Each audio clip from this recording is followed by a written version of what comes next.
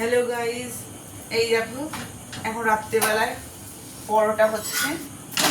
এই যে ময়দাটাকে মেখেছি, গোল গোল পরোটাই করবো, চৌকো চৌকো পরোটা করতে ইচ্ছে করছে। শরীরটা ভালো লাগে, হঠাৎ তলপেটটা খুব ব্যথা ব্যথা করছে, ইচ্ছে করছে না, কিন্তু ওরা খাবে কি, তা তো করতে তো হবে।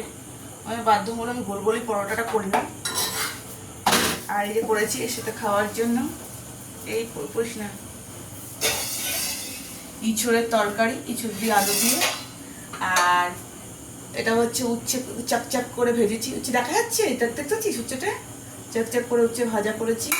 এখানে একটু ভাত আছে, আলু আলু মাখা আছে ডিম দিয়ে, এটা দিয়ে আমি একটু খেয়ে নেবো রাত্রে। আমি আর রুটি ফুটি খাবো না কিছু। আর ভিতরে ফ্রিজেই আছে, কালকে ঘুগনি করে ঘুগনিটা ধরা রয়েছে, ওই ঘুগনি দিয়ে পরোটা দিয়ে ওদের হয়ে যাবে। একটু ইঁচড় দিয়ে দেবো, ওদের এখনকার মতন খাওয়াটা হয়ে যাবে।